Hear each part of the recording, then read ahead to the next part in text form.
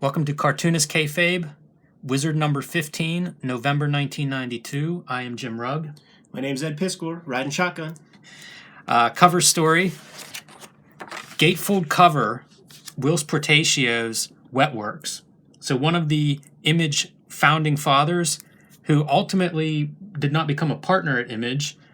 This is the book that he was going to launch with. A big inspiration for Wetworks, he says in the interview inside the pages of this issue of Wizard, is Predator was something that was on his mind. And if that doesn't look like a young Jesse Ventura from Predator, I don't know what does, man. If this gold was just a little more tan. I always liked the metallic effects that you would see like on Colossus. And that was one of those things trying to figure out comics that I would look at, and it was partially drawn in ink and then partially that light blue color and white paper. Right. It was very strange, and it worked so well. Like, there was no question that he was metallic. I frankly cannot wait to get away from these airbrush covers, man. It really dates these pieces. It also doesn't hold up form-wise. Like, there's some weird shapes. It just doesn't make sense. Like, if you think of lighting a sphere, the stuff with the highlights where the bulges are, like, it just doesn't add up. It's very funny. You get to see that once we get into digital coloring too, but it's a little bit different areas that come into conflict with the colorist then. We see that the wizard motif is not really there. There's still the stars, but nobody's wearing a wizard hat or a cape or anything like that. Yeah, that'll be addressed in the letters column at the end. Starting off, no ads. It's just wizard fluff on the inside front cover, usually a very valuable piece of ad real estate. But this month, we just start with a letter from Gareb Shameless, the big cheese, back from Comic-Con. I have almost nothing to say about what he's talking about here. My comments are strictly related to the photograph, where he says, did somebody say hot tub? And Gareb S. Seamus S for stud muffin, and it just made me think about that old, doth protesteth too much. And then I started to think, like, I wonder if in this guy's, 30-year career, if you ever heard Brad Pitt in any interviews calling himself a stud muffin. And then these women saying not really roots this issue in a timeline, because at around this time, 1992, when I was in 5th grade, I had like 5 T-shirts that said "not" very big with exclamation points at the end of them. Yeah, people give the early 90s too much of a pass. There was some cultural missteps there for sure. He brags about not paying anything to eat at Comic-Con. $4.50 was his total food bill because everybody's taking him out to eat. Promos the next issue. Jim Lee, Rob Liefeld, Del Keown, and Sam Keith for Deathblow, Bloodwolf, Pitt, and Max. I'm super excited for that. It's going to be a heck of an issue to talk about. I can remember how excited I was for Darker Image, for all those books. Really great. And then Wizard has done very well. It's been very successful in some of the columns. We'll talk about that this issue. We've seen it in the Comics Journal whenever they show Wizard's market share. So very successful, which means more product. Last month, he was showing off the Wizard Special Edition, which was released about Comic-Con and had the super Image gatefold cover. This is kind of an interesting artifact in that it covers San Diego Comic-Con, circa early 1990s. So it's kind of a neat snapshot. This isn't a particularly Image-centric special. It's all about Comic-Con. It just happens to be the Image guys were hot, so they did the gatefold cover, which I loved at the time. This month, they're promoting the 100 most collectible comics. Talk about incongruent, man. We have classic Will Eisner pen and ink artwork, man, with this garish fucking airbrush and stuff. And like all these highlights, like, does that read as fabric to you? Well, even the sides of the comics have like the metallic. Talk about Colossus. It's like the metallic airbrush code for metal. Somebody needs to lock this guy up and take his airbrush away. Yeah, they're not quite there yet. I thought I would just pull out like some of what they're highlighting. So the 100 most collectible comics, they assemble this list from various retailers. We'll submit lists for this. And I think they publish a couple of those retailers' lists here, where they're coming from. Comic Cavalcade, we will see these guys in this regular issue 15. But it's different, I guess, stores that they're in touch with, submitting what they consider to be the most collectible comics. Action 1, Amazing Spider-Man 1, Detective 27, basically what you would expect. Some Homer said Flash #1. I don't understand the Flash love. Be cool. But these are all arranged chronologically, so they're not ranked like 100 to 1. It's just chronological when they were released, from this compilation. This is kind of a nice companion piece to the Comics Journal's Top 100 Comics of All Time issue. Might be a fun one to bounce off of. And then their most current issue is Teenage Mutant Ninja Turtles #1 from 1984. A little blurb about why they're collectible, what makes them significant.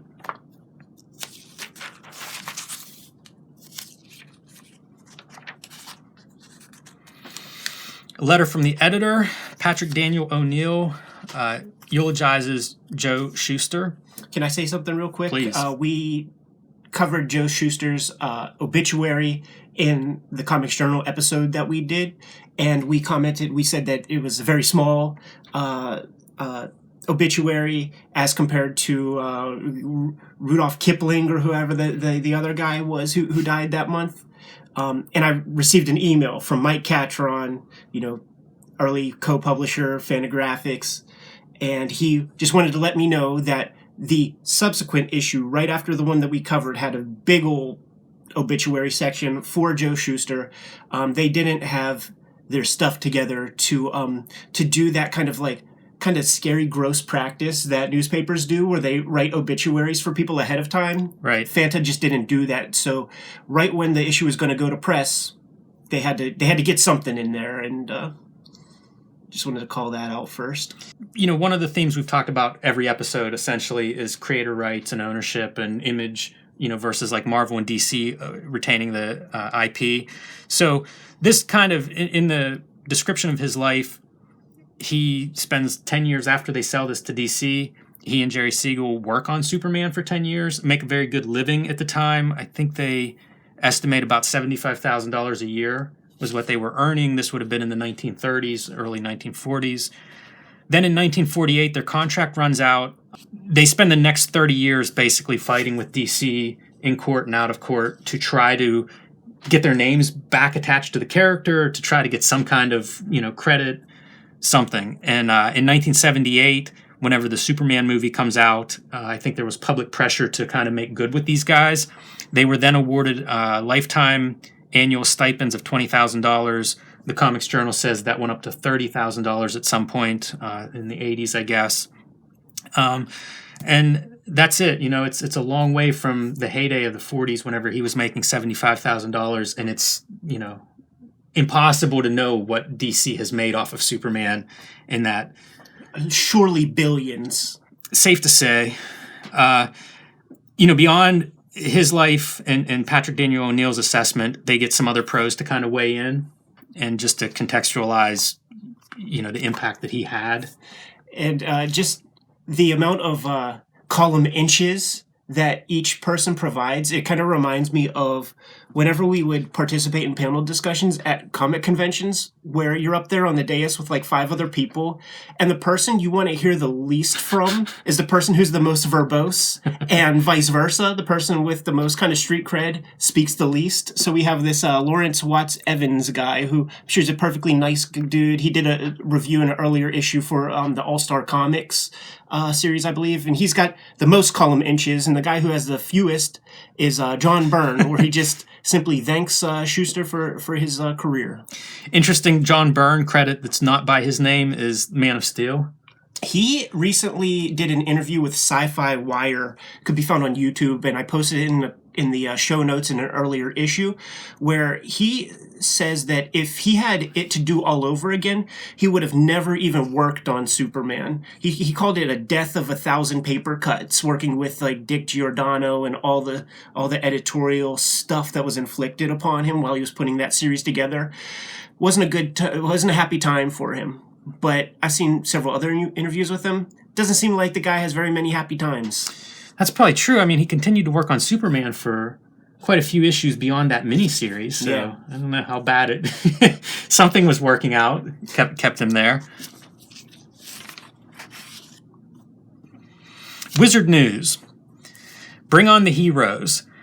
So this article is about Marvel and DC are both making efforts to create new characters, and they're going to do it in their upcoming 1993 annuals. The Marvel annuals don't have a title. The DC line is known as Bloodline.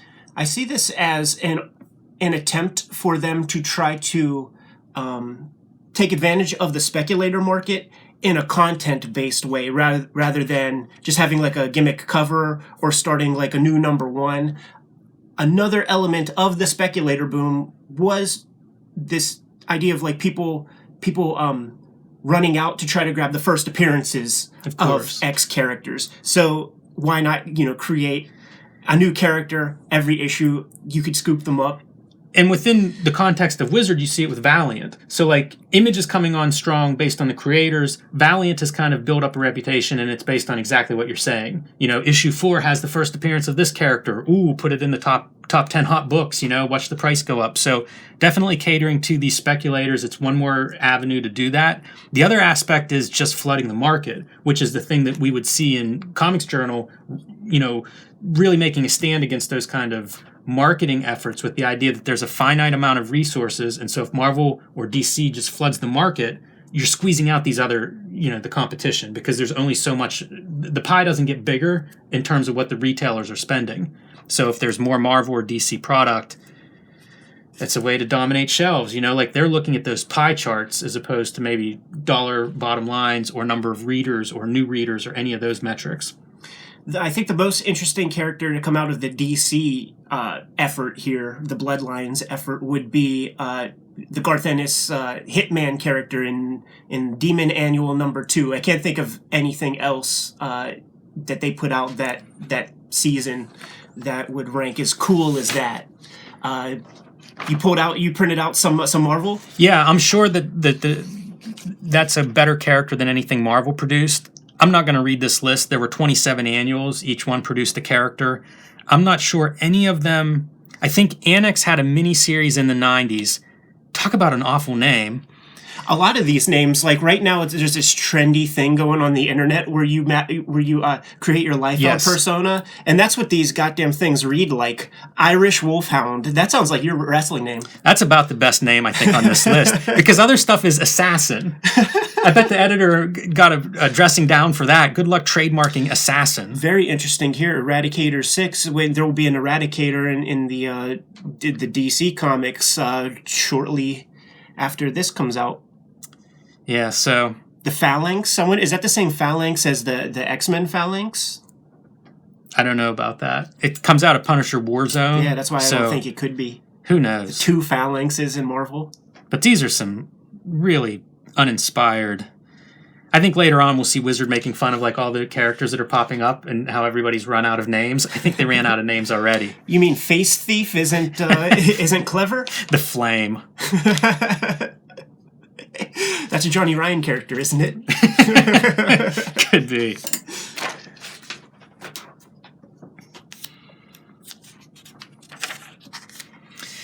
DC's Milestone. So this is, I think, another one of these market responses. DC goes out and hires a group of creators who already have their own characters. They're already creating their own stories. I don't think they've been published yet, but they basically hire this team to create books, to create content. They compare it to like the Igor and Eisner shops going back to the 30s and 40s, whenever cartoonists would create the content complete and then deliver it to the publisher, and they would be contracted for that. So that's essentially what DC's Milestone line is doing. Dwayne McDuffie is one of the big names. Dennis Cohen is one of the artists that I know.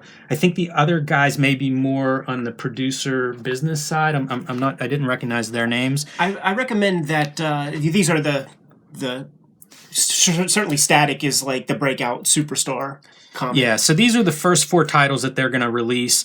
We're not going to get into these today because this is a series this is an imprint that runs for several years. Very interesting, but it will also get some feature coverage in future issues. So we'll get into these much more in depth in the future, but this is the beginning of Icon. This is the start of them, and so that's pretty exciting for me. That's a line of comics I enjoy, and probably now even more than when they were first coming out. So it'll be fun to get into those more. I would recommend if people are curious about Milestone, Robert Kirkman's History of Comics TV show that he had. I forget what the name of it is, but it was on whatever the same channel as Walking Dead. AMC. AMC.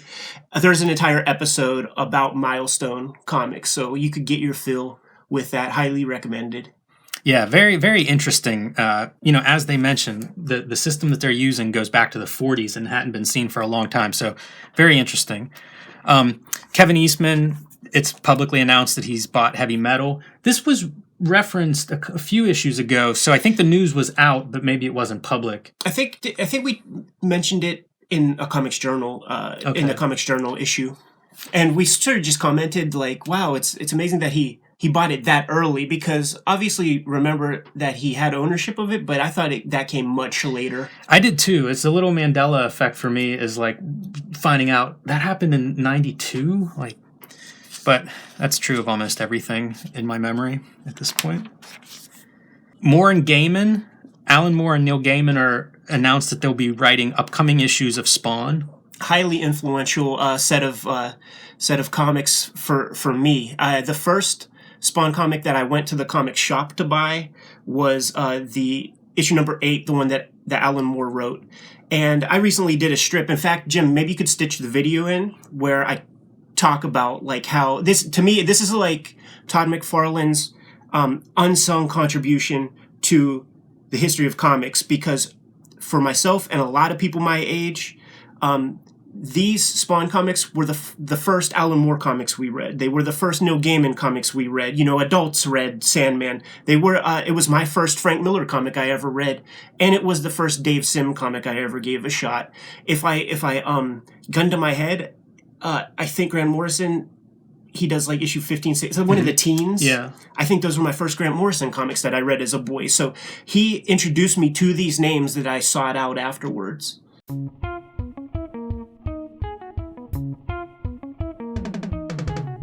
Image of Youth by Ed Piskor. This strip is about Todd McFarlane's unsung contributions to comics. If not for Toddy Mac, I wouldn't have stumbled upon some important creators until much later than I did. I've been following McFarlane since the Hulk days. I only knew of comics from grocery stores, so when he was done on Spider-Man, I simply thought that he retired. It would be years before I'd discover Spawn number 5 at a flea market. Where can I get more comics like this?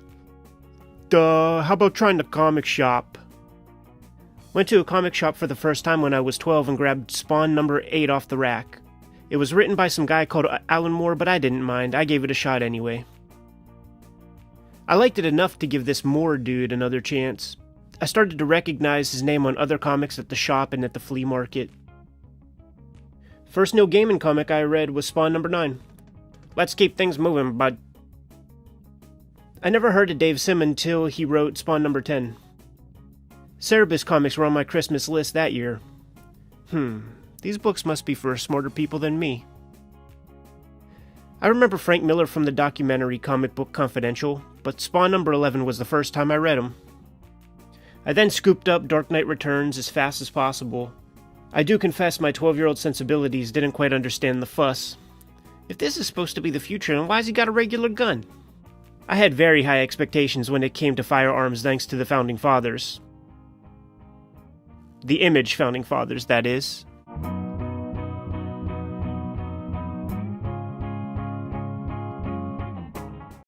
That's an amazing context to think that all of those writers, that would be your first contact with them. And you're right. I'm sure a lot of people have that same experience because nothing was selling more than Spawn. Like there were definitely some new readers that were showing up, and that would have been their entry point to whatever was coming through. Those pages would have been their entry point to comics. So. Yeah, we were kids. I was 4 years old in 1986. This is a great move, too, because so much criticism at this time is these are artists that aren't writers, can't write. He goes out and gets some of the top writers in the field to write issues. So it's kind of taunting his critics a bit. Yeah, McFarlane's good for that. Ad for Atomic Comics. So we've seen lots of ads for them. Usually they have some artwork by an artist that signs his name Spar. You hear that? I'm pouring a little out for my dead homies, man. Rest in peace. Well, this is a new artist. This is Joe Vigil. Joe Vigil is the brother of Faust's Tim Vigil, And I thought he does do some comics. I thought I would bring a couple of those comics and share those for anybody unfamiliar with Joe Vigil's work. Toxic masculinity. Yeah, for sure. So I'm just going to flip through a couple of these. This is from 1991, so this would have been, a little bit earlier than this Wizard, but not by much. And you can see, this is totally out of the Faust book of black and white comic violence. Yeah, this is Outlaw Comics. Yeah, Outlaw is the right word for it. And there are 3 issues of Dog.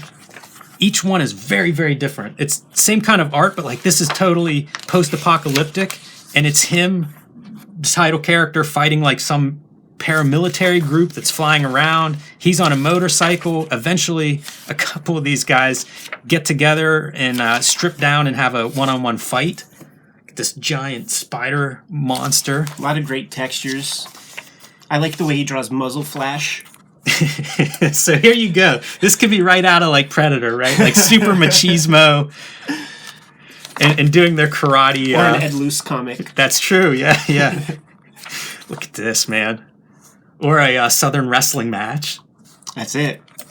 So, good stuff. Crazy characters. Great covers. Ultra violence. It looks better on glossy paper. Yeah, no bleed on the glossy paper. So, Joe Vigil, and he's done lots of comics work. He's not limited to Dog, but I think Dog is my favorite of his that I've seen. Those covers are something to look at. Welcome to Marvel's Barkerverse. Clive Barker, who I guess spent more time around comics than I realized. I always think of him as horror writer, Hellraiser movies, but, we've seen several of his books adapted into comics. Marvel did Hellraiser stuff. Tapping the Vein was done by, I think, Eclipse or somebody. I don't think it was Marvel, but several of his books have been adapted or new work has been created for Marvel, and now he's announced that he's going to be doing his own universe in their creator-owned mature readers line. All this kind of thing is very dubious to me. Like later on there will be techno comics, and you'll read Leonard Nimoy's Primordials and Neil Gaiman's Lady Justice. And the question I always have is, what did they really contribute? Maybe a 2-second elevator pitch, because their names are not in the script of the comic. In fact, probably the standout stars of some of these Razorline comics are the Wachowskis. Wrote some of these stories before they even made that movie Bound. Yeah, I think that's probably true. Well before The Matrix. Steve Scroce, probably his first working with the Wachowskis was in this period. So, as far as the expanding universes, I kind of find that stuff interesting, and I think it all has to come out of Image's success, right? Because we've seen Image in the previous 6 months just take over headlines, take over sales charts, top 10 sales. We had seen these huge record sales of books like X-Men and X-Force and Spider-Man. So there is this speculator boom. There's a lot of money coming into comics. Now we're seeing just one, how can we exploit that? And every company starts to throw their hat in the ring. And I think that's going to be really fun to cover, all of these universes popping up and then eventually imploding. But this Wizard is kind of the beginning where we start to see Milestone announced, Clive Barker's universe announced. It's not called Razorline yet, but that's what I believe it will be called by the time it's published. Yeah, and you could find those comics, the number ones of each series, in quarter bins near you. Yeah, I bought the entire run of Razorline for probably $8. I believe it. We'll get to those in a future issue as well, probably. Patrick McCollum in this Collecting Comics in the 90s article, basically all that he's talking about is don't expect to see very many articles from me anymore. The Wizard offices are expanding. There's a lot more work to do on the back end, and Patrick McCollum's going to be a part of that. Yeah, the stuff that he's going to stick to besides this article is the CBIQ. He's really proud of that. He says it keeps him abreast of what's happening in comics these days. As kayfabers, we will not be fucking looking at that for 2 seconds ever. And the other piece is the letters page.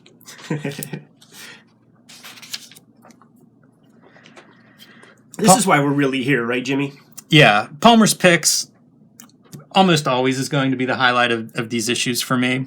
This issue, Palmer looks at the work of Eddie Campbell, We talked about him briefly last issue because he is the collaborator of Alan Moore on the book From Hell, probably one of his higher profile projects, probably the highest profile project, but he has several major works.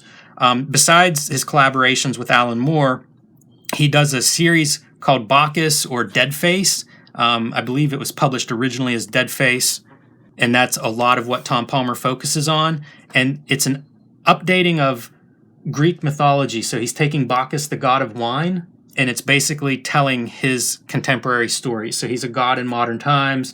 Many of the other Greek gods are part of that storyline too, so they come into contact with each other. And in some ways, I see it as a riff on Jack Kirby's Thor comics. At least visually, I think there's some reference there, even to Vince Colletta's inking style. Sure. I think Eddie Campbell I find his art beautiful. I have some questions, Jim, because I have all these Bacchus comics here, and I confess I haven't gotten to them yet. You know what I mean? I have a big to-read pile. So I have these 10 trades, and I have a question for you, man. So like, here are just some of these trades. You could go through I'll them flip through or whatever. a couple while we're... But I also have tons of issues too, right? Yes. And I take a look in issue 2 of Bacchus right here. And the story here, King Bacchus, Part 1, Page 1. This story takes place in Bacchus trade number 9. So what the hell is going on here, man? So this is the UK... Eddie Campbell comes out of the UK small press scene of the 80s.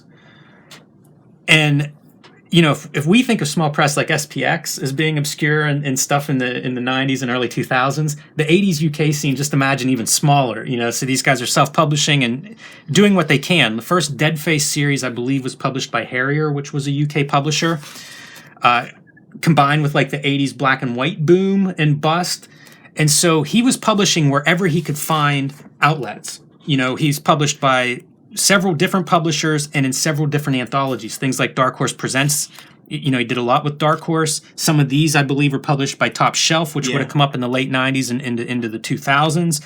And he would basically make these stories wherever he had an outlet for them. So you might get a short story, you might get a story serialized across, you know, an ongoing anthology opening, and then he would collect them and they would make sense. It would be like, okay, this is a bigger story. You know, like 4 parts were serialized here, and this part, you know, appears for the first time maybe in the trade.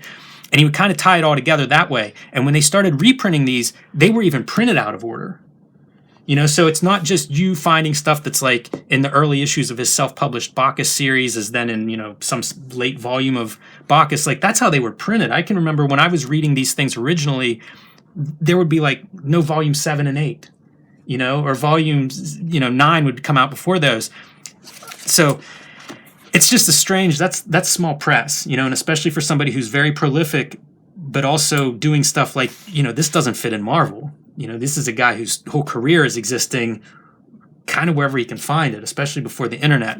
And you can see how radical he was in terms of his visual, almost restlessness, you know, trying different stuff, different styles, different textures. So collaborating with different people. I know Dave Sim is in some of these somewhere. I think must have appeared in Cerebus, you know, possibly the story I'm talking about. I love the texture stuff, though. Look how great this is. There's no holding line at all. It's just Zipatone for his pants. Probably like a photocopied photo. Yeah, high contrast photos. So very inventive visually and a broad range of stories. You know, some of the stories would adapt like old myths. You know, and it would feature these characters in those old myths. Very inventive and collaborating with different people. This one might be... That's awesome. Yeah, that looks like Shaky Kane, although I don't know that it is. I was at the Brooklyn Book Festival. I think with this him. is a crazy, cool character design, though. Oh yeah, for Eyeball sure, Kid. For sure. And he keeps it consistent. Like he keeps all the rows consistent. The patches, you know, third from the top, like all this. That weird serialization was a big part of how I made Aphrodisiac, because Aphrodisiac was a character that I was drawing and writing. And it would just appear in whatever anthologies would come up for the first several stories. And at some point, we started to kind of envision what is the big overarching story, you know? And so, like, we were appearing in different anthologies, but ultimately they would fit together, you know, like basically based on probably reading the Comics Journal interview with Eddie Campbell. I was at the Brooklyn Book Festival with him a couple months back, and that dude, he does not play around, man. Like, we went to the airport roughly the same time, and you get your one carry-on, your one small item, and then your carry-on luggage or whatever. He his small item was like a bandolier of like a Chewbacca belt of drawing supplies, wrapped around like a little sketchbook, man. So I get the impression that he's a graphomaniac of sorts. Yes, the other big work of his is the character Alec. And Alex mentioned a little bit here, but this is the early days for Eddie Campbell. He's done a lot of work since the early 90s and a lot of work with Alec. Not exactly auto-bio, but kind of. This was an early Alec comic book that Fantagraphics published. You can see it's that oversized magazine edition called Little Italy. And he does seem to be very prolific. Like, there are comic stories of him in his apartment with his knee board, like just sitting on the floor drawing. So I think you're right. He wore this outfit on the way to the airport.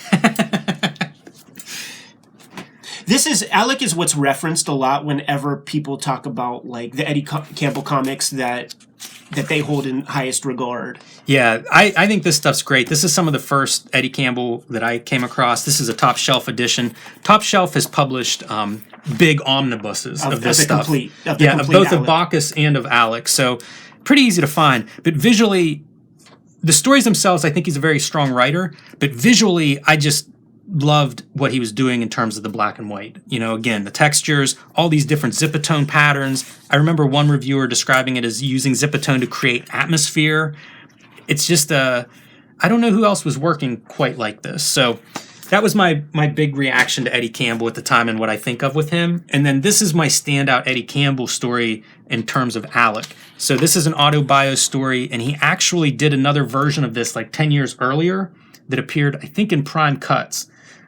Which is pretty easy to track down too, and it's like a 4-page story, but it's about his experience, basically an affair with this girl that, it all kind of happens very quickly, and he draws it to evoke that speed, like the energy of that relationship. He described it in the Comics Journal as almost drawing on a cocktail napkin would be the effect that you're going for, and if you look, you can see, like, these are really dashed out. They still hold up.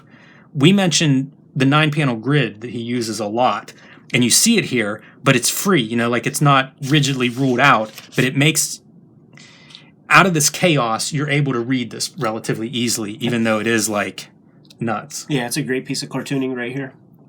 Yeah, and I became a huge fan of his lettering. Like this was lettering that, coming from Marvel and DC, this was not what I was seeing in lettering. The idea that all of this stuff can be expressive, very eye-opening. And this is, in a way, we've talked about Chester Brown's I Never Liked You.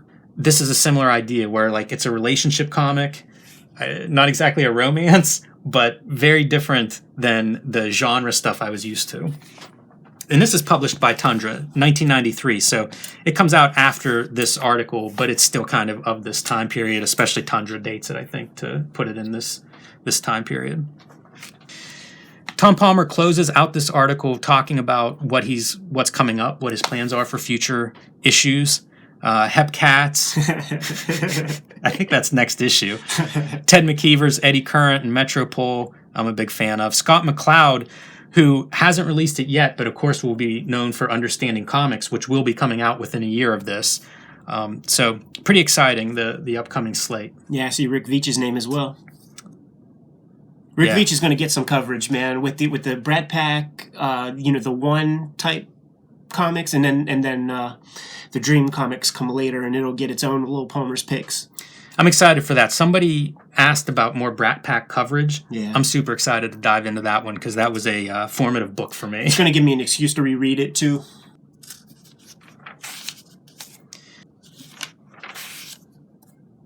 Writing at the Edge by David Quinn. This is the first installment of an ongoing column by this comic book writer. He is, at this point, the co-publisher of Rebel Studios, which was producing Faust. He did some work for DC Comics. It's interesting whenever you know Faust to think that he's also writing for mainstream outlets. Yeah, I think in recent times he's got a children's book out on the market, which is just a fantastic idea, man. That is mind-blowing. So this column, I guess, is supposed to just be the perspective of a writer and what it's like to be a writer in comics. it's very disconnected, to be honest. It's super scattershot. Like, you know, I've never gone to university, Jim, and it's been, you know, more about 20 years since I've been in a high school classroom. But I do know that when you write a paper, it's like you have your introductory paragraph and then a closing statement, and then every other paragraph is sort of supposed to support what you said in the opening. But that doesn't work here. Like, I didn't get very much out of this one. Yeah, I came away the same way. I was very excited to get to this article because I had found Faust probably around this time, you know, in real time. And so whenever I saw his name in Wizard back then, I was excited. You know, it was this book that was insane, and here he is. But this article, I didn't take much out of it. Yeah, he's pitching stuff to DC, and he does make note that, yeah, DC is like, they say that they have like a creator-owned, you know, contract that exists, but he says take a look a little bit closer at the indicia. You know, it's a work shared contract. Like, the creator owns the copyright, but DC owns the trademark. But then I started to think, like, is he even reading that correctly? Like, does DC own the trademark of the DC logo? Is that what the hang-up is? I don't know how that would break down. And, you know, I had done a creator-owned book with DC years ago that has since lapsed back into my possession. And I can't remember the specifics, but it was something like they had like a 50-50 split in terms of control between DC and the creators. So I don't know how that, you know, like how that would play out if you ever came to, you know, if you would just stalemate each other, if you got to a position where you wanted to do something they didn't want to or whatever. I don't know. I don't love those contracts. You know, I've seen a few of those. Yeah. And that's not a contract I'm eager to sign. And I think it's hurt Vertigo, you know. Sure. Because Vertigo is a lot of creator-owned books, but you've seen it kind of ebb and flow. And I think that as more creator-owned opportunities, you know, if you think of a traditional book publisher, that's all ownership for the creator, you know. So it's hard, I think, for a company like DC to compete with those kinds of options. Yeah, yeah. You just take your stuff to Image. Yeah, or Little Brown, or, you know. Yeah.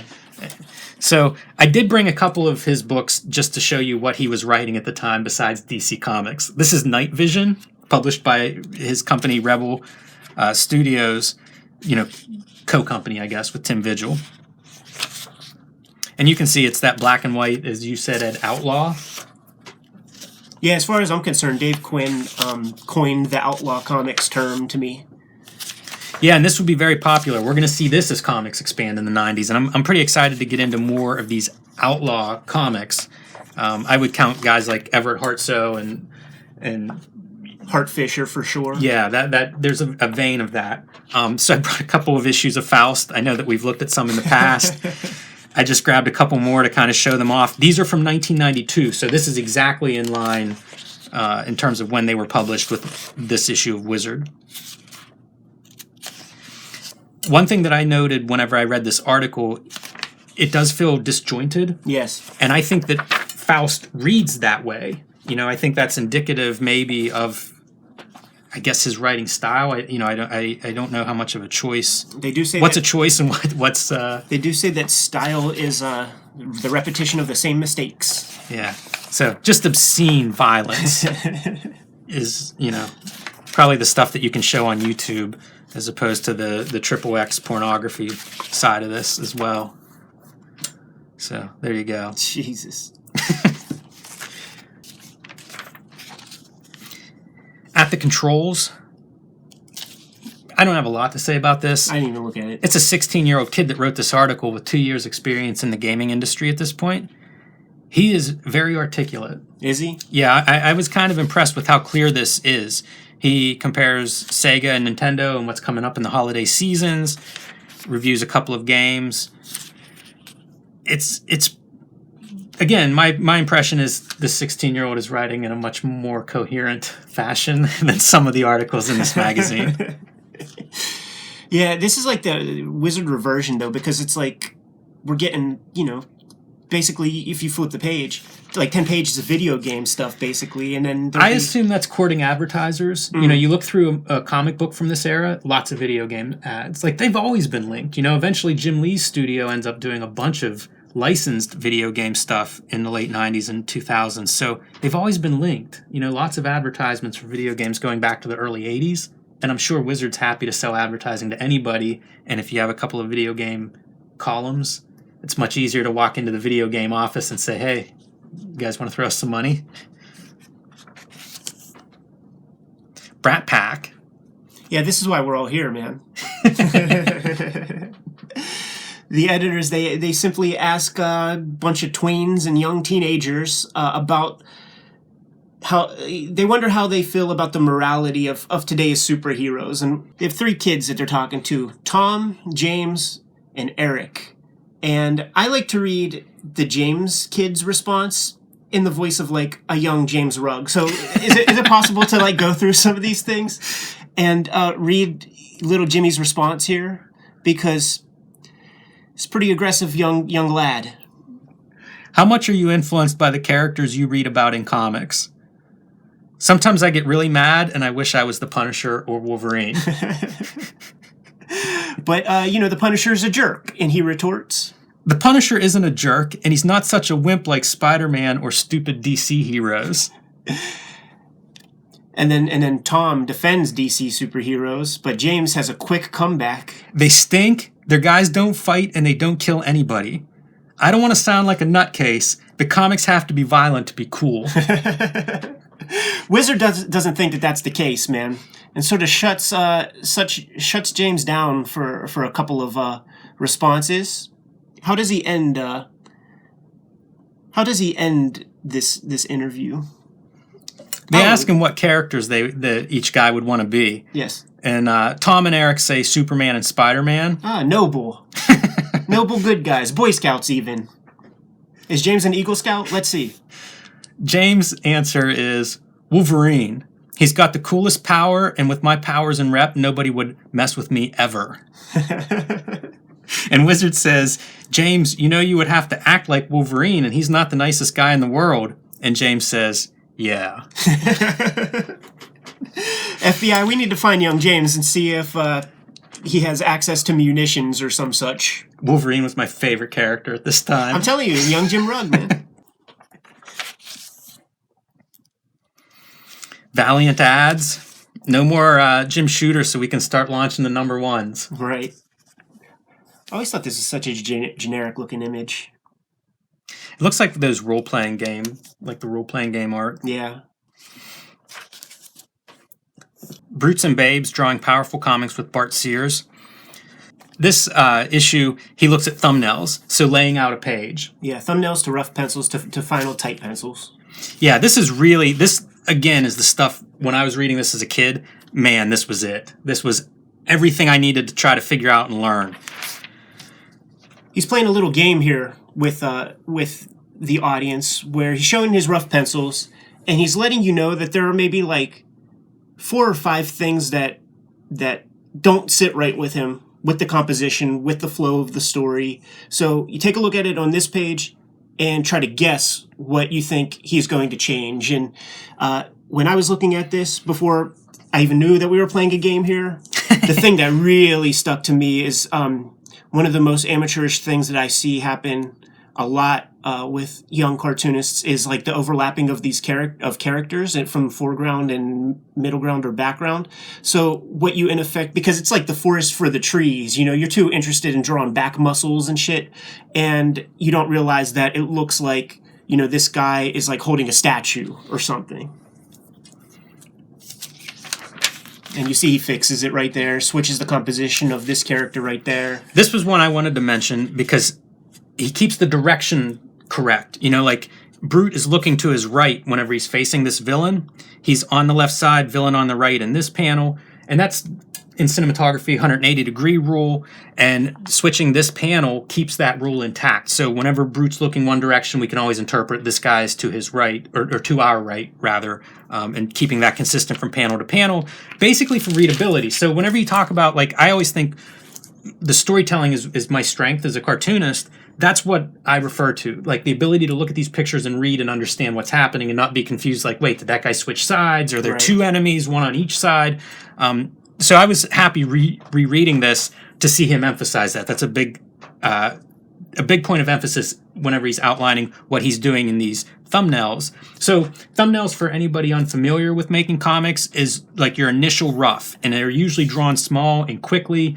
Often you bang out several of them to try to figure out what's a good page layout, what reads well, what makes the characters look good, what flows. So Ed, do you have some examples of your thumbnails? Yeah, I think one way that we can make this Brutes and Babes feature sing is if we, if applicable, we share some of our own experiences, our own process, and whatnot, man. This ain't our first rodeo, So, I don't traditionally do thumbnails. This is my script, quote unquote, for my first issue of X-Men. This is what the first cover for the trade was going to be. I had this AK-47 type assault gun pointed at Cyclops, but Disney didn't like that.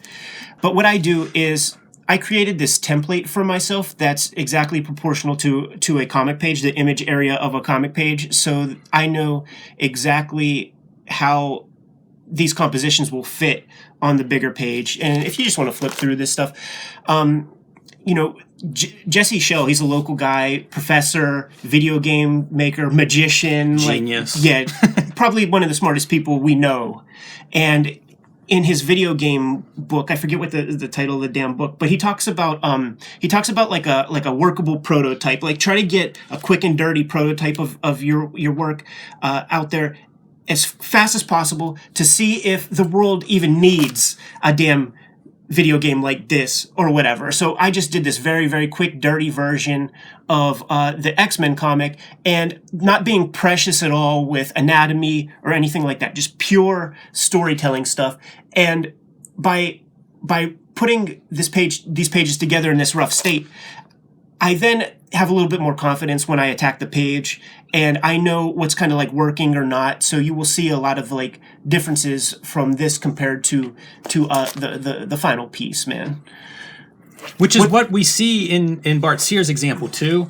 I teach some storytelling classes, and that's kind of how I view them, as each of these is a draft, and that's exactly what they do, what you've described, Ed. They let you see what you're doing so that you can make adjustments accordingly.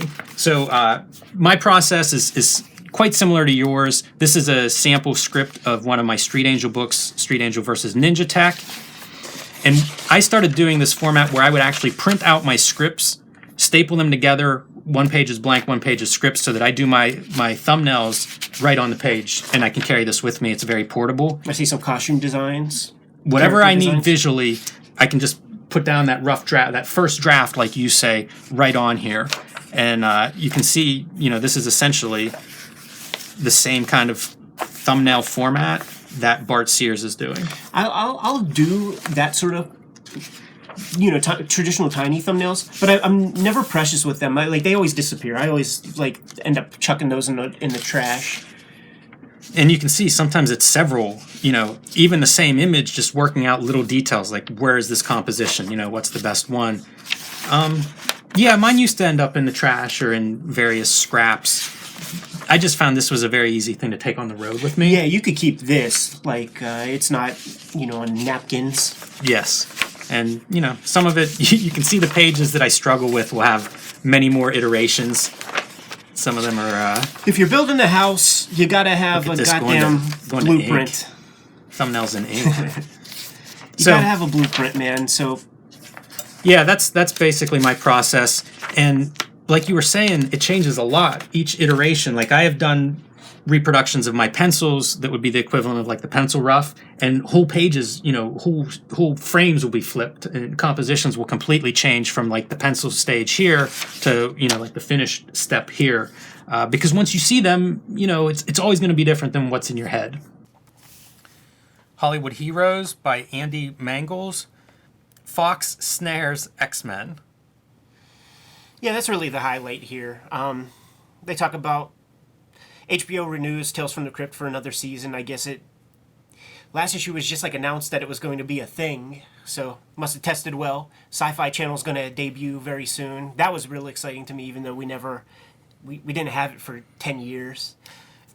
Mangels mentions, calling your cable company for both Sci-Fi to request that, and also Cartoon Network, which he had mentioned debuting last issue. He has started, this column, I should say, has started featuring like news. So it'll just be updates on whatever's coming up, whatever's in the rumor mill, or, you know, new shows that are popping up on TV. So a lot of this is very short, you know, a sentence or two mentioning this show or that show. The X-Men is the breakout hit, though. They speak with the producers of the X-Men cartoon, and one of the main guys, he said that when they got the license or the rights to do this cartoon, he wanted the classic characters. That's who he grew up with, you know. So the first five, you know, so the Lee Kirby era, and the ultimate choice, very wisely, became, you know, the comic that sold 8 million comics. You know, Jim Lee one. Those are the characters that they ultimately went with. But then there's this additional character called Morph, right? That was designed, and they specifically stated this character was designed for the show. It's a new character. And then a couple paragraphs later, Andy Mangels tries to tease that in episode 1, there's going to be the death of one of the mutant heroes. Who do you think that's going to be? It's like the red shirts in Star Trek. They said that they're hoping for 3 seasons. I think they ultimately get about 5 seasons. If they get 3, then what they would be able to do is they would have something like 36 episodes, and then that means they would be able to run the show on a daily basis, which is funny to me because I guess kids are more comfortable with reruns, because the way that works with more established like sitcoms is you want 5 seasons for 100 episodes. It's like 100 episodes before you go into syndication, because that could cover like a year's worth of weekdays, I guess. You never watched the show, though. No, I haven't. You know, I'm familiar with it, obviously. Sure. I just did not watch a lot of cartoons. Yeah, you were older, right? Like, see, I guess so. Yeah, that makes sense. This is maybe like one of those examples of like our disparity in age, where I'm 10 years old, you're 15, you're probably kissing girls and shit like that at that age, man. I'm just like, you know, a little dweeb. But I lived for this show. They talk about it being a tad late. And I remember that because they were either running commercials or something. I knew about this cartoon before I knew Wizard Magazine, and there were commercials, and there was just no X-Men. And then when they finally put out that first X-Men cartoon, they replayed that same one a couple of weeks in a row, if I remember correctly. There is, I believe the producers, they put together a Kickstarter or something recently, and there's a book out there. I think it's close to an oral history or something. It's called Previously on X-Men, because that's how every subsequent episode would begin. Previously on X-Men. That's the title of the book, talking about the entire production process and all of the sort of toil that went into producing the show. So just came out like this November 2018 maybe. Or no, it was 2017, because I saw those guys at conventions promoting the thing. So that's probably worth a look if you're into the series. It always stood out to me, their use of black, like for shadows, was really dramatic, I think, in animation at the time. At least that, you know, not being an animation aficionado, I remember seeing lots of X-Men art from the series, and that was one of the things that struck me, was the way they handled shadows was pretty interesting. Yeah, it looked like they were trying to mimic the comic as close as possible, where the characters would have black shadows, but also there would be black holding lines in the backgrounds too, with like a lot of black shadow and things like this, man. Interesting to me that it took them a year to get X-Men on the air. When you think of like 1991, you sell 8 million of these. Wait patiently, everybody. We'll be there in a year and a half. Well, we were there waiting, man, and there is a lot of like really fun, nerdy kind of fan service in these shows. Like, they'll just be flicking through stations, and you'll see Ghost Rider, or some characters that are even like very obscure. But the one thing that really kind of annoyed me about the show was just in the opening sequence when they show Gambit.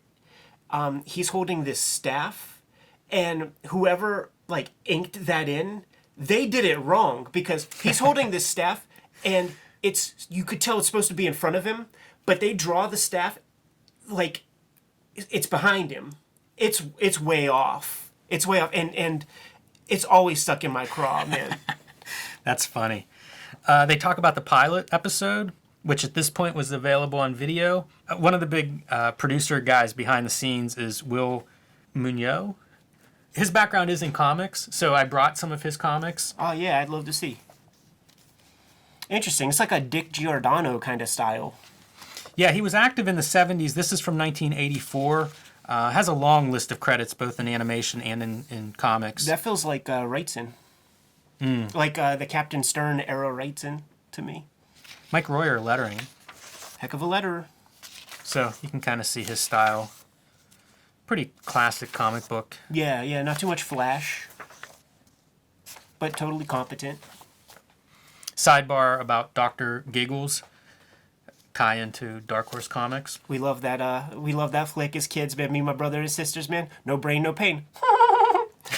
That was in the trailer because that was the gimmick. Like he would never have like a smile on his face, but he would just be like, but his face would look mean and aggressive. That poor bastard. He couldn't catch a break, that actor, man, because he's Dr. Giggles. He's the psychotic Santa in like that classic episode of Tales from the Crypt, and then he's the bad guy in Darkman. Like he can't ever just play like a suburban dad who's like good to his children or anything like that. Aren't the villains much more fun?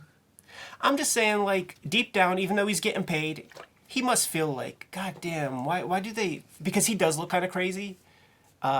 It's those baby blue eyeballs, man. Like, who isn't kind of freaked out by those when all you see is that little pinhole of a pupil?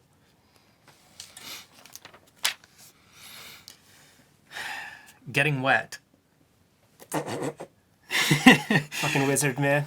So this is an interview with Whilce Portacio talking about his upcoming image book, image title, Wetworks.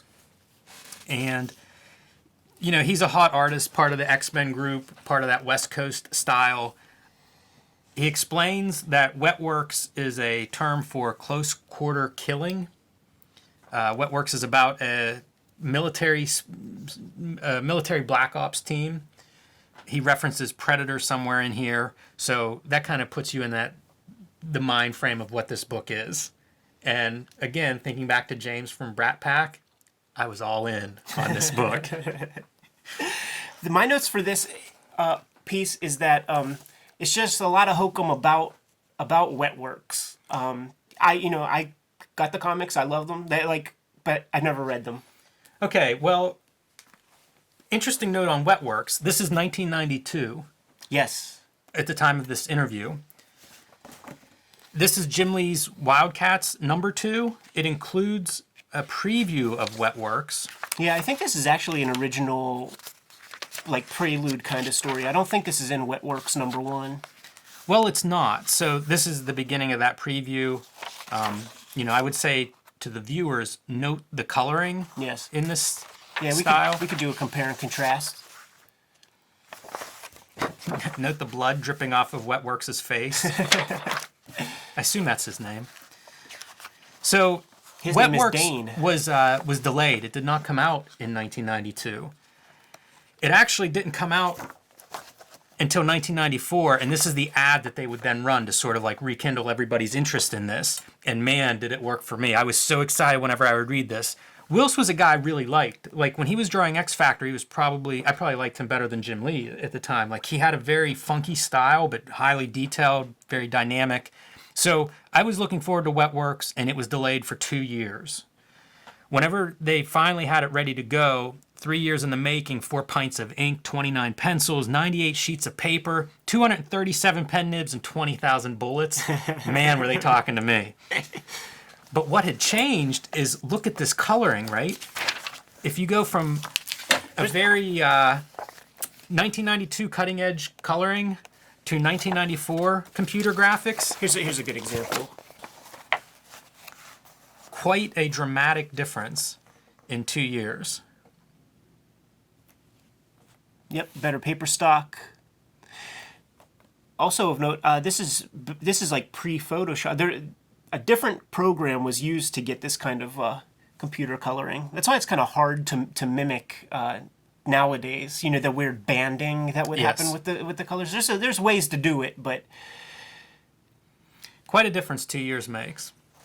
Another difference that happens is, at the time of this interview, he's part of the Image founding team, you know, part of the 7 initial Image members. By the time this book comes out, it is trademark, copyright, Aegis, Yeah. whatever Jim Lee's company is. I always had questions about that, and I don't know the answers to why that is or what the arrangement was or anything. Yeah, it's in this business. There's still a Catella Avenue. Yep. Yeah, so Aegis Entertainment, which I think was the precursor to Wild Storm, trademark and copyright. I don't know exactly why that is. His sister died, and I think that took him away from comics for a little bit of time to kind of go and be with his family and sort that out. And I guess maybe the comics market changed a lot in that year and a half or 2 years. I don't have any details on it, but it's going back and reading this, that was something that I kept thinking that Wetworks did not come out in that first wave of books. I remembered that ad very well. I did not realize it was 2 years delayed. Whenever we first had Whilce's name associated with the Image founders and all that, the comic that was being bandied about was The Huntsman with Chris Claremont. So they asked him about that, and he doesn't have a good reason for why they're not exploring that right now, other than Chris Claremont, they just aren't able to sync up their schedules right now. And I really appreciate that, because he's not like kind of resting on his laurels, waiting for a guy. I have like a lot of friends who are in bands and stuff like that, and there's always an excuse of like, the drummer can't get out of work, or the singer has a sore throat, and it's like, that's the beauty of comics. Like, all right, fuck you, man, I'm just going to sit down and do my own thing. He seemed, a couple of episodes ago, we did a bigger focus on Whilce in an interview, and he seemed very conscious of where creators were at that time. He was doing well on Uncanny X-Men, and so I think he isn't eager to wait around. Like, he sees what's happening, and you want to be part of that. He was working in a studio with Jim Lee and Mark Silvestri, and was really in that Image hub. So if there were delays with Chris Claremont, you're right. He did not take any time off. And one other point in this interview, they ask him kind of about what he's reading. Have you been into any of the work being produced by non-Image guys? And he says when he first started in comics 7 or 8 years ago, he started reading Watchmen. And because he's had one deadline crunch after another, he still hasn't finished it. Even everybody's a fan of Frank Miller. Brandon Choi would photocopy all the Sin City stuff from Darkhorse Presents and staple it all together so you could just read Sin City. And he hasn't even had a chance to read that bootleg Sin City collection. I wonder if anybody else in the studio had a chance to read that bootleg collection. I'm sure Jim Lee did. Why do you say that? And we'll find out next issue with Deathblow. The only other note that I have is that he once again brings up this Conan the Barbarian type comic that he was talking about in Wizard 8, something that he wanted to explore in the future. And I'm not so sure that came out. Do you know if he ever made this Barbarian comic? If he hasn't, I would like to see that thing. I think he did a Barbarian comic at Image called Stone, but I haven't read it, so I'm not positive that's what it is. But I think that's a Barbarian comic. With Wetworks, he gets into like vampires and werewolves and things that his paramilitary team are fighting. And I think he's amazing, like technically with the guns and the detail in Wetworks. I couldn't imagine drawing that. Yeah. But I don't think he's as good with the organic stuff. So like the fur on the werewolves. He did Legion of the Night at Marvel, which was like Marvel's monster books. And I felt kind of the same way. Like, I think he has that West Coast style that Art T-Bear talked about last issue. It's just very precise. It's very pen nibs, very exact. And I think it fits great with like metal guns, but not as great with fur and stuff. Yeah, it's funny you say that, because, man, maybe 10 years ago at this point, he beat me out for an Oakley ad campaign. Like the people at Oakley got in touch with me. I don't even know what they would have seen to that would put me on their radar.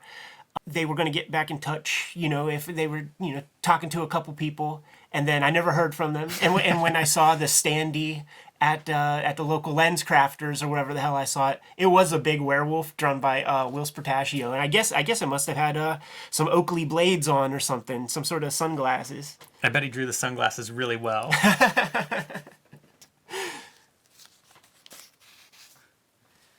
Dark Trek Through the Stars. Michael Jan Friedman. He's a writer. He's written TV books. He's writing a bunch of Star Trek books. very prolific guy. If you look at his Wikipedia now, you'll see, I don't know, 90 books or something. He's written a ton of stuff. This article focuses on a DC comic that he was writing called Darkstars.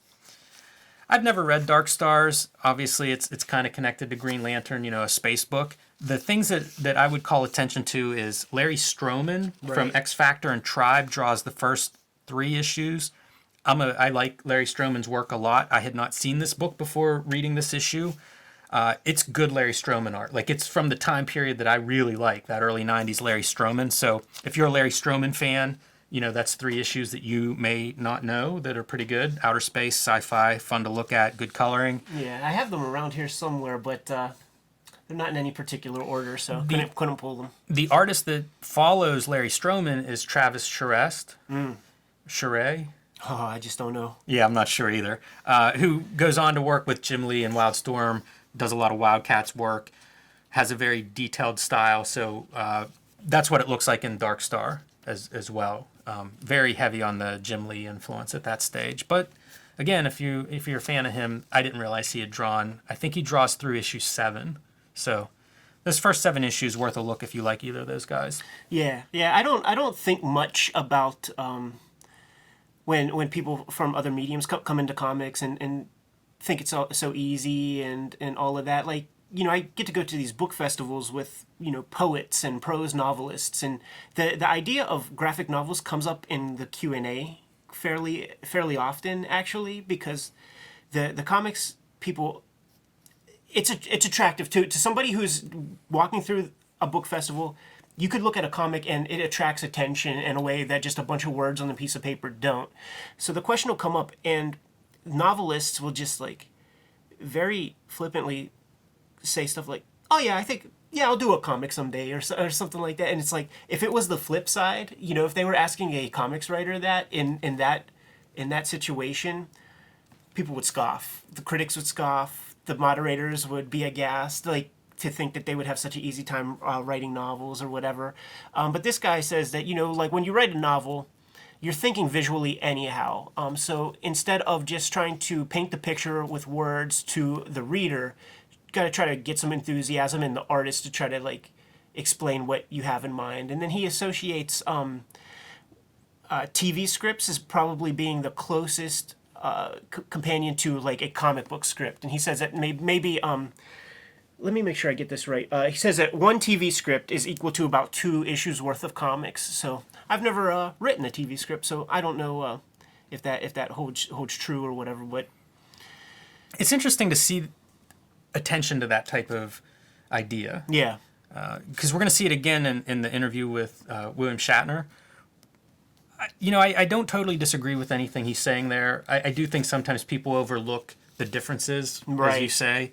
That can kind of be offensive, but typically whenever you read those comics, they underperform, they're reviewed poorly, etc. Unless somebody does come around and kind of do their time or concede part of that collaboration to the artist or to the editor, somebody that knows more about the mechanics of comics. Well, I mean, it is a challenge, though. Nowadays, we do have a situation where it's that whole idea of drawing money, and just in the same way that Conor McGregor gets $1 billion to fight Floyd Mayweather, when there are probably 50 pugilists who would give a way better performance, but they're not going to draw that money. And that's what we have today. You know what I'm saying, man?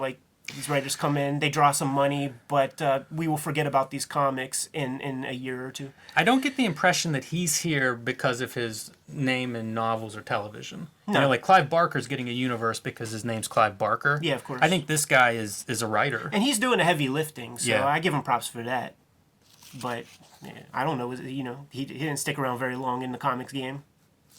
Just when it was the hottest period of comics in the past 30 years. Larry Stroman art there. All right, this is an overview of Darkhorse Comics, where they mentioned that 1986, Mike Richardson had a comic shop. They call it in this article. They call it the Empire of 7 comic shop.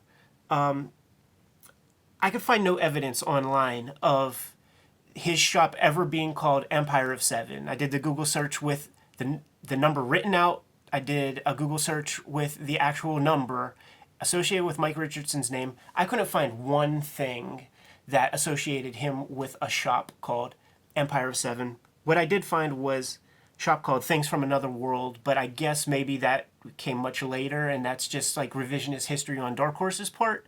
I'm not sure, but when you do an overview and you're talking about, where a company came from, where they began, there's no mention of what the earliest comics were that Dark Horse published. So I thought that we could maybe give some insights into that.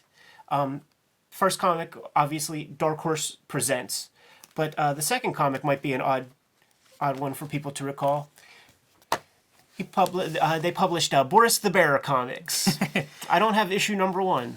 This is kind of a parody series, maybe combined with furry, funny animal stuff. But the dump thing, obviously Superman. The parody, what's funny about it is that it really doesn't, it's so timely, you know what I'm saying, that you could easily, because we're nerds, like we know the references, but the parody is of such flash in the pan stuff that it really makes this comic just dated and silly.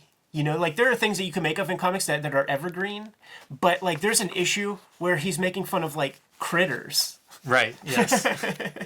I think the whole series is a little bit making fun of critters. Right. It's pretty nice art, though. Very rigorous style. Yeah, for sure. And I believe, Rob Liefeld, he posted on Instagram not too long ago, his first published work was a pinup in a Boris the Bear comic. So maybe it was in issue 1. I'm not quite sure. I don't remember. But it's a pretty good pinup. And I guess that preceded Megaton. But the next comic that would come would be Concrete, which got its start in Dark Horse Comics Presents. Gets its own series. And then 87, 88, they start widening their library. Did you read Concrete? Never. Oh wow! Not even when it was popular. It was just like the style just wasn't attractive to me when I was young. It was too naturalistic. I get like the human characters, and I was very bored by that. You know what I'm saying? Like I wanted something with a little bit more raw energy than just like pure like drawing craft. Yeah, it was always, I think it won a lot of Eisners and stuff early in its run because it probably for the naturalism, that turned you off, because it features a character. Concrete is kind of the thing, right? It's this big stone monster, but in a very human situation otherwise. He's not fighting crime or doing anything outrageous. It's very, very much a human mind trapped in this body and trying to figure out how to exist. Kind of an interesting story. Paul Chadwick, the writer, artist behind it, praised for that natural art style. Interesting series. I don't know that anybody knew what to do in terms of starting a company that's going to be around for 30 plus years. There was no real blueprint for how do you compete against DC and Marvel. So a lot of the Dark Horse stuff, they seem to have two veins. They had stuff like Concrete and Boris the Bear, which would be these... They make sense if you're a Marvel DC Comics reader, but they're a little bit different. Yeah, and then the other vein is Hollywood and licensed properties. Right. Which is emphasized there with Predator standing in the middle of this 2-page spread. Very difficult to open due to that gatefold cover. Predator was some of my first indie comics that I ever found. And the first Predator series, I loved the movie, so I loved the comics. They were drawn by Chris Warner, who drew Black Cross in Dark Horse Presents #1. So he's part of Dark Horse from the get-go. And this series is great. This character is basically Schwarzenegger's brother from the movie. Of course he is. And he's a cop, in some city that's experiencing heat wave, and now he's fighting the Predators. And I remember reading this and thinking, this is a sequel. Make the sequel. And then whenever they made the sequel and it had nothing to do with this story, I was terribly disappointed. But I was on board. At that point, I was happy with the Dark Horse that I had seen, and that became part of their formula. So, here's their Terminator series, also drawn by Chris Warner. You can kind of see it worked for Predator. We know how to do this. Keep doing it. At this point in time, 1992, they just lost their Terminator license. That goes to Now Comics, I believe. But they did gain RoboCop So, for what that's worth. They had like The Abyss, Young Indiana Jones. They did Star Wars for several years. I think was a very successful property for them. For maybe 20 years, actually. Godzilla is a book that they had a lot of association with for many years. Yeah, we showed off the Art Adams issue on an episode or two ago, and this is the Steve Bissette gimmick. That's incredible. Stunning. Yeah. It harkens back to Steve Bissette's Sojourn spreads and posters in that book. Yeah, and it's probably an early glimpse of Tyrant, the self-published dinosaur comic he would do later. Now, what do we have here? Because this doesn't read as Bissette to me. Is there another artist who's a part of this thing? Pencil, Steve Bissette and Ron Randall. Yeah, this is like Ron Randall gimmick right here. Inks, Art Nichols and Tony Salmons. Yeah. So. Yeah, this is definitely Randall stuff, man. You could tell Steve is like, yo, man, just let me get the Godzilla parts. Yeah, like this reads like Tyrant, like the Tyrant texture. It's like he was figuring out the like how to convey, the reptile skin in black and white line, even though there are some knucklehead inkers or whatever. I think they did Godzilla anthologies. I think they did manga Godzilla, translations. Yeah. So, yeah, lots of the licensed properties. Batman versus Predator was something that they had, association with. They talk in this about upcoming projects. So, like Magnus and Predator. Yeah. Magnus versus Predator is one of them that's coming up. Let me ask you this, though, Jim. What don't they talk about in this article? Shockingly, Frank Miller is producing a lot of work for Darkhorse the year before this and going forward, and this includes Sin City, Give Me Liberty with Dave Gibbons off of Watchmen fame, and Hard Boiled, and none of those are mentioned. Yeah. Not a single word. Yeah, it's pretty odd. Conspicuous in their absence. Absolutely. They do mention John Byrne's Next Men. Blow. And what they say about it is this was a pitch he turned into Marvel for some kind of X-Men spin-off, new X-Men book, something. And I guess Marvel passed on it, and so it ends up as a creator-owned book at Darkhorse. Yeah, that's something I had no knowledge of. I never heard that rumor. And in fact, in an earlier episode, Byrne was interviewed about Next Men, and he just went on this whole rant about I'm approaching Jack Kirby's age, and one has to create their own Fantastic Four, so this is going to be my Fantastic Four. It is funny that he said his Fantastic Four. I guess he's hot, 5 years on Fantastic Four. It's what he's known for. But this is totally, you can imagine it as X-Men, because these are genetically enhanced kids that escape from like a government testing facility where they were kept unconscious, kind of in a Matrix-like scenario.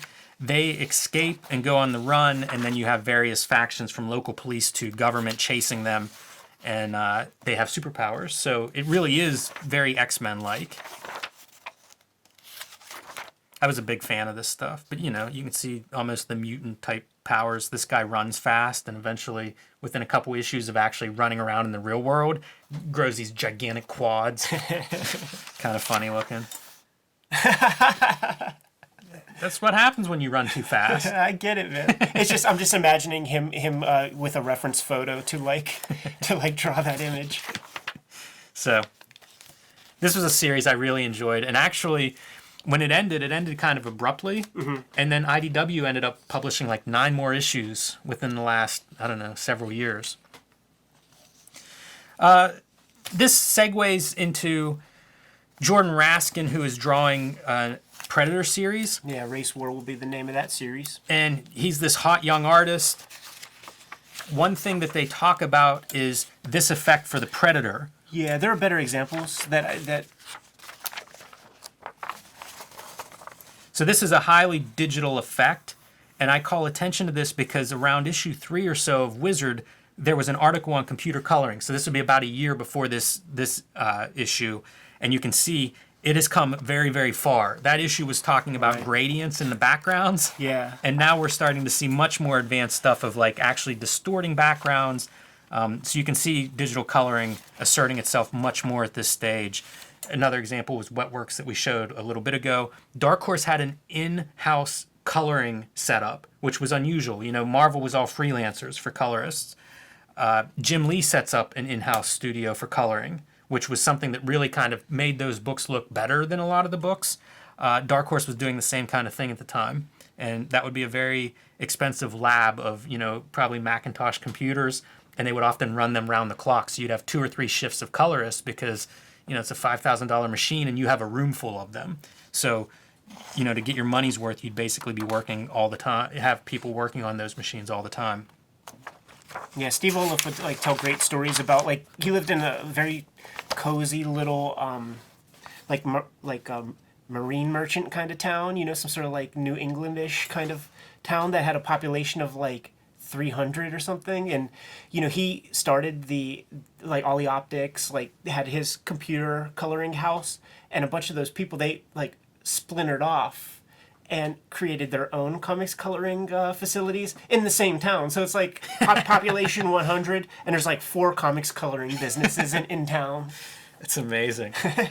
So Jordan Raskin is this young hotshot artist at the time. Went to the Kubert School for 6 months, man, and realized that I could figure this. I could figure this stuff out and get paid, man. Reminded me of my young tenure there. I stuck out that first year, but then the goal was to become a professional in the industry by the time my classmates are still seniors, which I did accomplish. So, He doesn't do a lot of comics work. This is one of the few Jordan Raskin books I had in my collection. This is from a couple of years later, 1995, but possibly one of kind of near the peak of his sales power. This is Ripclaw, Mark Silvestri's character from Cyberforce. And whenever this book was announced, it's based on the strength of Jordan Raskin's art. This is just a one-shot, so it's he's penciling and inking himself here. And again, look at the leaps in computer coloring. Now they're modeling all the facial features, despite the artist actually drawing this stuff. That's something that would go on for to today. Yeah. For all of his talent, he's a jobber, and I was looking some stuff up online to see what the heck is Raskin up to, because there was so much promise. Yes. In his work in comics back in these days, and he would be at the Pittsburgh Comic Con and get a full page image to go along with Jordan Raskin's going to be here, and there would be a big Ripclaw drawing or something. He pretty much works in film now, storyboards, stuff like that. Graphomaniac, intensely talented. Actually, I associate this with most Kubert School people. Intensely talented, but with no personal vision of what they want to do, in terms of story or anything. They just want to draw pretty stuff.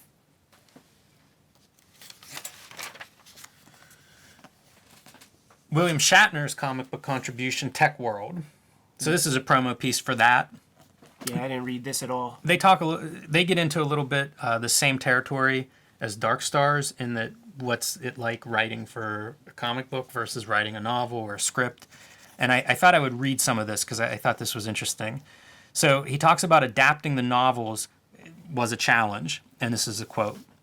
"The distillation of the literature is difficult. Comics works so close to the bone, the bare bones of a plot, the bare suggestion of dialogue in order to further the plot. You're dealing in shorthand in comic books. The beauty of it is that the penciler is the true artist.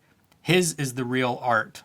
To compact the story into several frames as he does is a technique that people like myself, filmmakers, can learn a great deal from. The sense of composition, the sense of where the camera should be, is really sensational." He could turn a phrase, but I'm sure his novels have a ghostwriter, just like his comics. I thought that was a pretty good observation in regards to comics. He's charming your pants off, man. Don't do it, Jimmy. Pittsburgh's Dennis Miller. Yeah, I liked it better when Rob Liefeld was on that Dennis Miller show. Dennis Miller's a true comic book geek too, man. He really was. He said Norrin Rad on the Rob Liefeld episode.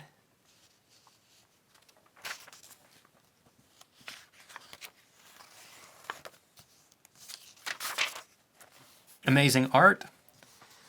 A couple guys worth noting. I freaking love. I've grown to love this feature. While I Google their names and see who turned out where, and I'm sure there's more people who have careers than I was able to find, because you can imagine that there might be 20 pretty good artists named David Wilkins. But the ones for this issue, I would say Wayne Chitwood and Patrick Pautler. There's Patrick. They're like visual artists. Yeah, that's Wade right there. They do like CG work. Wade works in like small budget movies, but Patrick, he did CG effects and animation on shows like Veggie Tales, which was popular for a time. This guy Jerry Alanguilan, we'll say, from Manila, Philippines. He went on to have a pretty great career. Like he's still working to this day as an inker. I think his name is he's known as I guess he signs Camerico is his tagline. I guess whenever he inks or whatever. But some stuff I found online was that Whilce Portacio, I guess is Filipino, and it's possible that Whilce saw this guy's work through this comic, through this magazine, but had some kinship with Jerry's Filipino heritage, and goes on to hire Jerry to do some inking. And I guess in the Philippines, Jerry established a studio out there, and they were commissioned to do lots of work for DC. He has a long resume as an inker in Marvel DC stuff, but he seems like he's very creatively driven and has that vision, because he's also done stuff that we would think of as alternative comics, where he's writing and drawing and self-publishing, sometimes under that Camerico name. Those works include Elmer, which is about a chicken. SLG published an English edition of that. I remember seeing that get blurbed by like Neil Gaiman. He has another self-published called Wasted. I shouldn't say self-published, because I don't think it's self-published outside of the Philippines. I think he self-publishes it, and then he probably sells, licensing elsewhere. But it's another alternative indie-type auto-bio story. He also has been in films. He's made some films. He made a short film called Hey Baby that has over 6 million views on YouTube. So it seems like, just using his web camera. So it seems like, very creative guy with that kind of burning energy to make things. And to try different things. Yeah, and I believe, if he's not a professional at this very moment, he turns pro in '92 at least, in the American scene. So this piece in particular reminds me of Richard Corbin. Looks like a big Richard Corbin influence. Yeah, that squat, muscular figure. The last guy who's worth noting, if you turn the page, this cat right here. I believe they spell his name incorrectly. That N shouldn't be there, so it's Burgerud, John T. Burgerud, and as you could tell, like from the image, like this guy, he had a black and white comic or two. At the height of like the Bad Girl era, he did a comic called either Choke or The Choke. The Choke. You could find on Comic Art Fans, you could find a collaborative pinup that he did, presumably of The Choke, with Everett Hartsoe. So like think Razor, that kind of comics, and this is very James O'Barr-ish looking stuff. Even though it is the Crow, but even the drawing style is pretty close.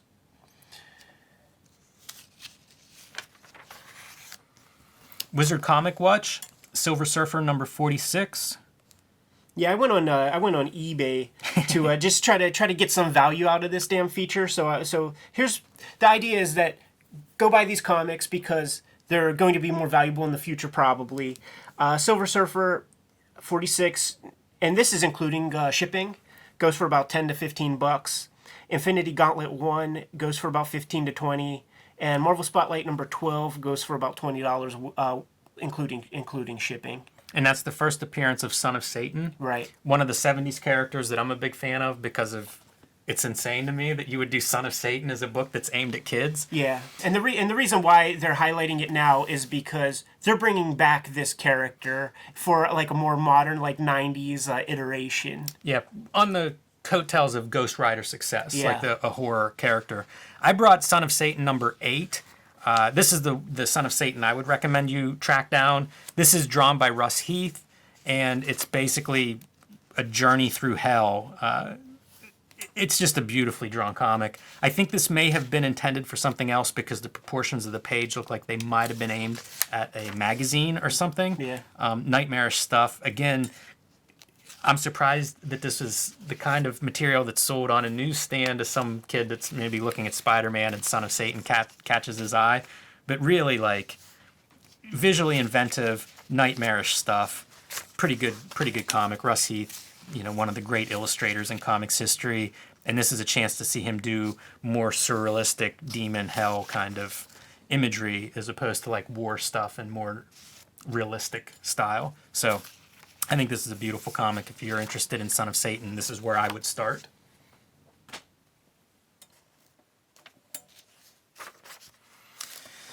Wizards Crystal Ball. They've replaced Greg B.S. with a couple of new guys. And their recommendations this month, Predator versus Magnus #1. Yeah, that goes for $5, including shipping and handling. And we should say Batman Sword of Azrael would be the next one that they suggest. That's going for about $7 with shipping, and I wanted to hold off on the second one they said, which is Death's Head 2 #1, which is a comic you should get your hands on, because on eBay right at this very moment, it's going for 99 cents. Buy it now, but there is a $2.66 shipping and handling fee. There you go. Get them while they're hot. Finally, this month, they want to touch on the controversial question of whether it's the creator or the characters who produce sales in today's market. Such a stupid question. It's really dumb, and in fact, yeah, fuck it. Because I was going to go down this whole thing about like it's really #1s that are like the most important thing, but of course McFarlane, like his Spider-Man comic like outshines all the other Spider-Man titles combined. But would that have happened if it was just Amazing Spider-Man, or #1? So. It's stupid. It's a dumb conversation. It's really chicken or egg. Yeah. Like, you can't have one without the other. Right. Some people are buying it for characters. Some people are buying it for creators. It's just a dumb question to pose. At least with the idea that there's a real answer. Yeah, sure. So these guys run a store called Comic Cavalcade. And we've seen a couple of advertisements for that if you were paying attention in this single issue. I guess part of their payment might be some extra ads. They are still open, or at least they have a web store. I don't know if they have a physical brick and mortar or not, but they're still open. They've been operating since 1989. Their nav bar on their website is home, featured avatar, collected volumes, bestsellers, what's new, digital comics. It's all avatar from what I can tell. I did a couple of searches on their website. Faust returns 69 results. Oh, so you're talking about the comics publisher Avatar. Yes, Avatar Comics. It's very weird because like their website mentions they're great back issue dealers, but I see no sign of it on their website. It was very strange, but they still have some presence. It just seems to be taken over by Avatar, maybe unofficially. Wow, man. Let's get the patrons of that joint on the FBI watch list.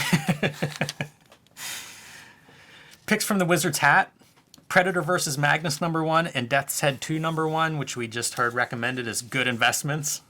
I wonder if there's like some cahoots here, how they decide what they're going to spotlight. Wetworks #1, pre-order it now. It'll be ready for you in 2 years. Some more picks, man. Might as well highlight Dracula 1, Mike Mignola. It doesn't get top billing. It doesn't get a cool image. But, yeah, here it is being promoted right there. And we talked about it before. It sort of bridges the gap from early Mignola to, like, the style that we associate with him today. And I think the difference is, now, I think he inks. Does he ink himself on that Dracula? I can't remember if he does, but I think we're going to get some more information about it, because I can remember reading about this where like he went to a viewing with Francis Ford Coppola, before the film was finished, and it was just the two of them. So I think that we'll get some more information somewhere. I assume that was from Wizard. I don't know what else I was reading back then. Those comics are really nice looking, though. As you say, Ed, it is whenever he starts to spot blacks in a big way.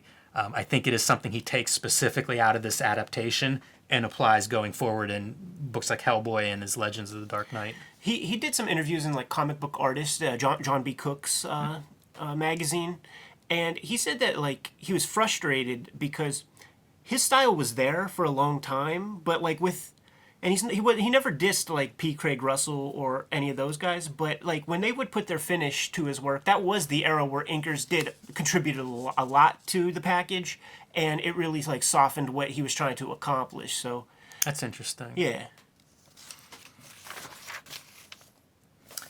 Ravage 2099. So this is part of Marvel's future series: Spider-Man, Ravage, Doom. There's another one, but X-Men. Punisher. X-Men. Did you say X-Men? No, I didn't. Yeah, X-Men and Punishers too. So this is written by Stan Lee, I guess would be the big noteworthy part. It's a new character created by Stan Lee. It marks his return to a monthly title. I'm not sure if he did any other monthly Marvel books, more recently than this. This may have been his last Marvel monthly. I don't know that this is a standout book in any way, other than Stan Lee's name is in the credits. Lobo Infanticide, they're up to number 3, but I had never read this comic, and this week I picked up a copy of issue 1. So this is the Simon Bisley-less Lobo, but it still has the writing partners of Keith Giffen and Alan Grant, but Keith Giffen is now doing the finished art. In the original Lobo, he did the layouts, and Bisley did the finished art.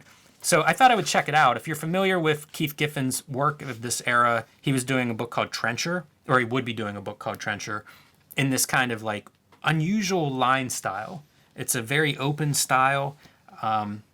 This is maybe the first appearance of that style, now that I think about it. Yeah, I was very surprised to see this cover. And then he just gets more obtuse and confusing with it. Like, I'm excited when we get into those imagine books. being the colorist of that stuff. But the inside is very much kind of like a Simon Bisley, a little bit of an aping of Simon Bisley's style. Obviously, Lobo was a very, very popular book, so if Bisley's not able to draw it, you probably want to approximate that look. And, Giffen is an accomplished visual artist, so it's a pretty fun comic. If you like the Simon Bisley Lobos, like I do, I would say give this one a look. I like how we're building towards something, and then the entire flow just gets destroyed by this shitty ad right here. Much like Wetworks, we get to see the blood splattered on Lobo's face. He does wet work. Yes, and he does Charles Schultz. Yeah, Giffen, man. I mean, he could do a damn good Kirby when he wanted to. It's pretty cool. Pretty fun comic.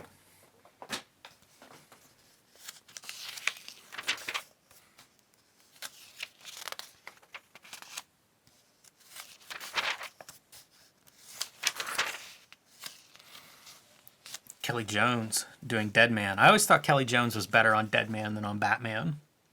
Makes sense. His Deadman really suited his, what I think of as his strengths. And in the proportions that he would draw figures, it really fit well with Deadman. And he would do the ribs, the distended ribs. That just fucks my head up. Yeah, man. Looking at that shit right there.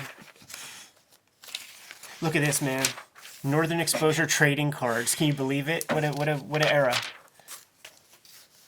Toying around with Brian Cunningham. I didn't take too much out of this. He's kind of retooling the column a little bit, and he talks a lot about that. Talks about having several different designers come through Wizard Magazine, and how this column keeps getting redesigned visually. Sort of weird inside baseball. He also lists Image Comics has certainly created a daring situation for the time being. Imagine Schwarzenegger, Stallone, Van Damme, Gibson all in one movie. Expendables. Yeah. It happened. He called it out, man. 20 years early. And by the way, I love those fucking movies, man. For sure. The make your own figure stuff. Spawn is the winner this month. Pretty fun figure. Looks great. Looks great. Yeah, compared to even like the first Spawn, Todd toy, it's way cooler looking. This month's number ones. A1 from Marvel. That's a pretty good anthology. It has a lot of British guys. I think Jamie Hewlett may be in that one. That's super interesting. Vampirella number 1 is worth noting because it's a Darkhorse comic. It's not Harris Comics, which comes from Harris Publication, which is a publisher of Guitar World magazine and a couple other very popular publications. When they, I guess, late 70s, early 80s, Harris bought James Warren's catalog of materials. Creepy, Eerie, Vampirella was a part of that, and so was Rook. You remember Rook? So before they got into the publishing game, they kind of used Darkhorse's services to get their material out there. Wouldn't last long. They become a publisher on their own quite soon. And the other comic that I want to note is Harlem Heroes #1, but not for the comic or this issue in particular, but to just note that, you know, when 2000 AD began, you know, the comics magazine that featured Judge Dredd prominently, in issue #1, and for quite a while, the Harlem Heroes feature was there, and it was drawn by a young Dave Gibbons, who was like already basically fully formed. Like, you would wish that you drew as good as the Dave Gibbons in 2000 AD #1. I was in Germany and spoke with Glenn Dillon, who was kind of, you know, he's Deadline guy, prominent in the UK scene, but he's like a generation or two after. I asked him, like, where the heck did all of these guys come from? Where did Steve Dillon come from? Where did Dave Gibbons come from? Because I look at 2000 AD, and these guys are, like, fully formed. And he said that some of their early work was in Marvel UK, like, Incredible Hulk magazines. Wow, that's interesting. Yeah. There was a crop of guys that came out of that first generation of 2000 AD that were stylistically themselves, which is unusual for artists to show up like that, especially whenever they're kind of decentral. You know, they're not around what we think of as the comics industry, but they had a style that was very much that genre style. Bullen would have been a part of that early group. Yeah, that's interesting. Ren and Stimpy #1 is on here too, which was a weirdly hot book at the time. Yeah, hot cartoon. Top 100, September 1992. Hey, Jim, can we play a game, man? Let's do it. All right, Jim. How many DC comics made the top 10 list for September 1992? 0. This is probably why we're seeing things like Milestone Comics, why you're seeing DC do something that they haven't done since the 1940s. Right. October 1992, top 10. This is this is Valiant really, I think, asserting themselves here. We have 4 Valiant books in the top 10. This goes back to that first appearance. You know, Magnus Robot Fighter 12, it's not a #1. Eternal Warrior 4, not a #1, but rather appearances of, you know, popular characters, as we said, with Bloodlines and with Marvel trying to do a bunch of annuals of new characters. I'm sure they're conscious of this. You know, these companies are being challenged and looking around at, like, what is happening. So any company that's making noise, I'm sure they're looking at. Shadowhawk #1 is in the top 10 list. And Shadowhawk #1 is also mentioned in Market Watch, which is kind of an overview of books that are hot right now, selling a lot according to the stores that Wizard's in touch with. And I draw attention to that because I think Shadowhawk is a book that people look back on and kind of dismiss somewhat from those early Image books, but had a following. You know, it was a book that hit the ground, and I think people really responded to that gimmick of we don't know who the hero is, combined with the ultra-violence of the hero breaks people's spines. It was a formula that worked for the early 90s very well. And just on a practical level, like, there simply were not as many Shadowhawk comics published as there were Spawns and Youngbloods and Wildcats. So these comics were getting snapped up by speculators. So very often, like, you would go to the shop and you wouldn't even be able to find a Shadowhawk comic. So there was a lot of speculation and a lot of kibitzing about the idea of Shadowhawk. And as kids, like, we had no chance of getting hold of these Shadowhawks because they were getting snapped up and the prices were getting high if you could even find one. But I'm not quite sure. I couldn't find too much online, but I seem to remember, like, at, you know, Hill's department store even, there was a Shadowhawk skateboard that I remember kids rolling around with and stuff. I swear to God I see it. I can't believe it's a figment of my imagination. And as kids, like, we really, like, were into the idea of, like, you know, snap this dude's spinal cord. Like, we thought that was super badass, man. You and James. Yeah. I bet he's on board for Shadowhawk. What's funny is, like, one of the dudes, like, there were 2 other dudes that I would get these comics with, and one of them was named Jim. This is the breakdown of the market shares for August, and we see Malibu is in second place, which we saw in the Comics Journal episode. That was also for August. Also, Wizard is now mentioned for dollar share of the market at 2.88%, which is above Valiant at this time. Yeah, I believe that's about the same chart that we saw in the TCJ issue. That's wild to me to think that Wizard is doing more sales than Valiant. Yeah, it's it's one publication, and I think if you do the math, it's they're basically raking in about like, is it $5 to $6 million a month? I don't know. It wouldn't surprise me. Yeah. I think, and that's me guessing conservatively. It might be closer to $10 million a month on Wizard magazine. Magic words. I have one letter that actually caught my eye. It was somebody asking about the wizard motif on the cover, asking where it went, where'd it go, blah blah blah. The editors say that it was the big two, Marvel DC. They didn't like the idea of their characters being misrepresented by wearing this wizard garb, and the editors state that with things like a Wetworks or a Wildcats, something that's creator owned, there's more leeway in getting the wizard motif on the cover. But when it comes to like a Superman or something, forget about it. Once again, another one of those instances of the employees at the company pretend like push a broom to like look busy for their bosses, who are also trying to look busy for their bosses, all the way up the food chain. The only thing left to talk about is this cover for previews right here.